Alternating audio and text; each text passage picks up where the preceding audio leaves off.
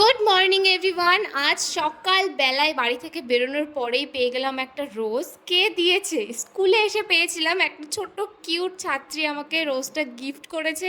আর রোজ পাওয়ার পরে আমার দিনটা তো পুরো খুশি খুশিভাবে শুরু হলো। আজকে কদিন আগেই ওদের টেস্টের পরীক্ষা হয়েছিল, আর আজ তারই খাতা দেওয়ার পালা। সবার রেজাল্ট মোটামুটি ভালোই হয়েছে, মানে 8-এর নিচে প্রায় কেউ পায়নি, দুই একজন পেয়েছে।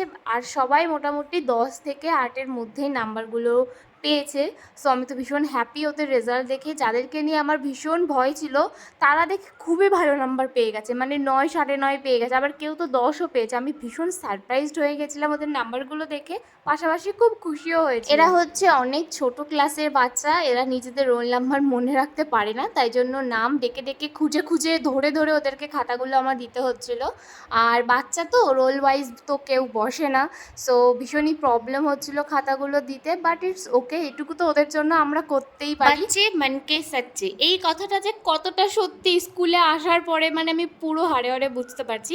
আর এখনকার বাচ্চারা টিচারদেরকে মোটেই ভয় পায় না। আমাদেরকে ওরা, মানে বিশেষ করে আমাকে ওরা নিজেদের বান্ধবী বানিয়ে রেখেছে। টিচার হিসাবে তো মনেই হয় না আমাকে, মানে মনে হয় যেন আমি ওদের ফ্রেন্ডই হই।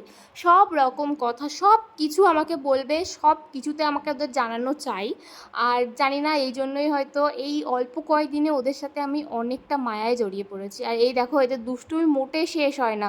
ক্লাস চলাকালীন ক্লাসের হাই বেঞ্চের ওপরে উঠে দাঁড়িয়ে থাকবা। এরা হচ্ছে ক্লাস 3 স্টুডেন্ট, এদেরকেও খাতা দিয়েছিলাম।